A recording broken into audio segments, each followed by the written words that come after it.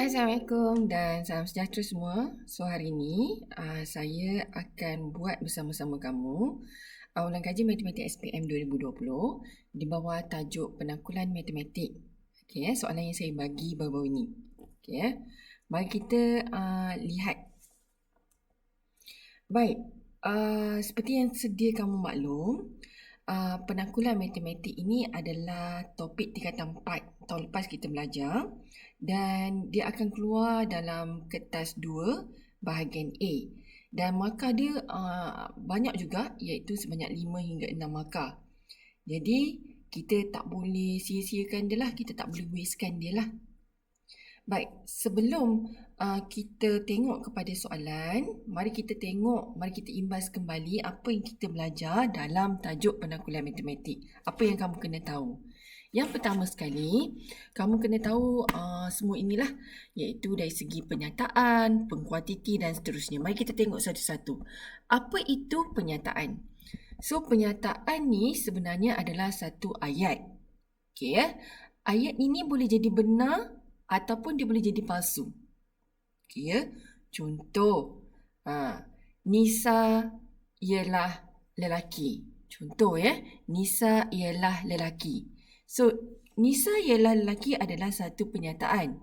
Tapi dia adalah penyataan jenis palsu. Okey ya. Jadi kan kalau kita tengok ayat tu dalam bentuk pertanyaan, maaf, arahan ataupun seruan, dia bukan satu penyataan. Contoh, sila duduk. Okey, sila duduk. Sila duduk ni adalah satu bentuk arahan. Jadi dia bukan dikira sebagai penyataan. Alright ya. So seterusnya, pengkuantiti. Kita kena tahu tentang pengkuantiti. Pengkuantiti ni menggunakan perkataan semua ataupun sebilangan. Kita akan lihat soalan lah nanti macam mana kita nak buat satu ayat tu benar ataupun palsu dengan menggunakan dua jenis pengkuantiti ni. Baik, seterusnya kamu kena tahu operasi ke atas satu penyataan. Okey, operasi ke atas penyataan. Okey, so kalau operasi ke atas penyataan selalunya dia guna perkataan dan ataupun atau. Maksudnya dia ada dua penyataan digabungkan dengan menggunakan sama ada dan ataupun atau. Okey, dua penyataan kita gabungkan. Alright ya. So kalau kita ada penyataan pertama iaitu P, okey dan kita ada penyataan kedua iaitu Q. Kalaulah P benar, Q benar, okey ya, kalau P dan Q ini digabungkan dengan perkataan dan, keseluruhan penyataan itu akan jadi benar. Okey. Kalaulah P benar, Q ni benar, kalau digabungkan dengan perkataan atau, keseluruhan dia akan jadi benar juga. Ya. Baik, kalau kita tengok P ini, penyataan P adalah benar, Q adalah palsu. Kalau dua penyataan ini digabungkan dengan perkataan dan, benar dan palsu, keseluruhan penyataan itu akan jadi palsu. Alright ya. Tapi kalau guna atau, benar atau palsu, salah satu dia benar, dia akan jadi benar. Kita akan lihat soalan. Alright ya. So kamu fahamkan jadual ini. Saya dah letak dalam kamu punya latihan. Tengok slow-slow lah. Okay ya. Baik, seterusnya kamu kena tahu tentang implikasi. Soalan ni famous juga. Bentuk soalan implikasi ni famous juga. So dia merupakan gabungan dua penyataan P dan Q dalam bentuk jika P maka Q. Okey, so jika Q maka P. Ini cara kamu nak tulis implikasi. Okey, contoh kita ada P dan Q, kita ada dua bentuk Okey, seterusnya akas. Akas ialah sebahagian daripada implikasi. Contoh, kalau kita ada jika P maka Q, kalau kita nak tulis akas dia, kita terbalikkan saja. Jika Q maka P. Alright ya. Seterusnya kamu kena tahu tentang hujah.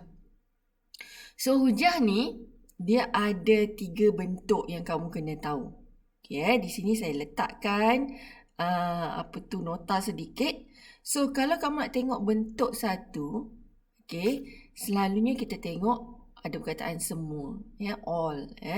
Semua A ialah B.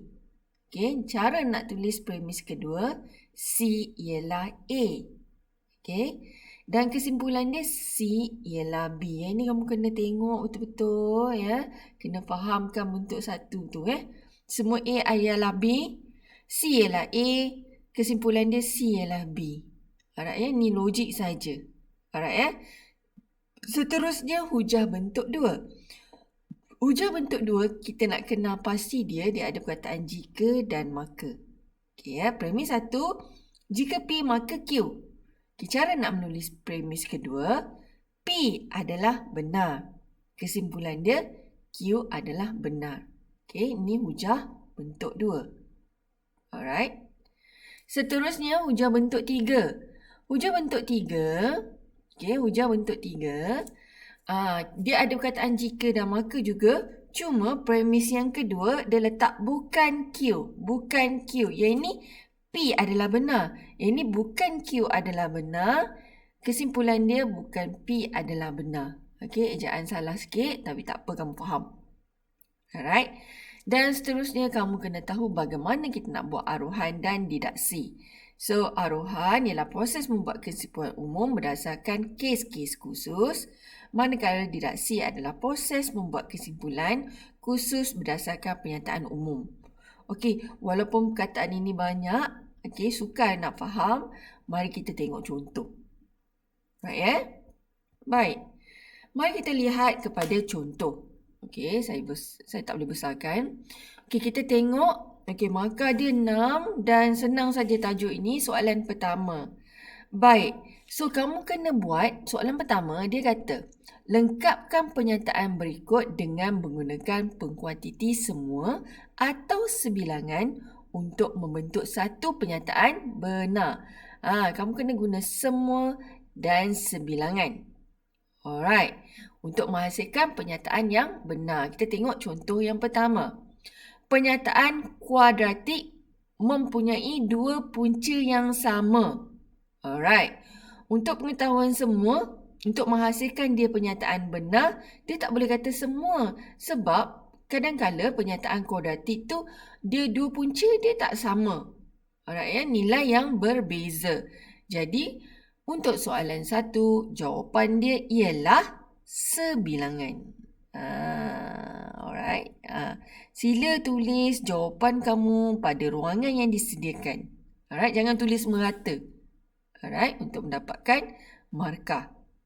Okay, So, sebilangan persamaan kuadratik mempunyai dua punca yang sama. Okay, so itu cara kamu nak dapatkan markah 1.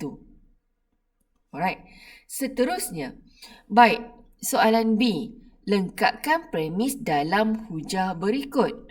Hujah ni ada 3 bentuk, betul? Mari kita lihat bentuk apakah soalan ini. Hujah bentuk apakah soalan ini. Baik, dia kata jika. Bila ada jika dan maka, dia akan jatuh pada bentuk 2 ataupun bentuk 3. Alright. So, mari kita lihat. Okay, dia jatuh dalam bentuk 2 ataupun 3. Baik, jika M ialah gandaan P, maka M ialah gandaan 3.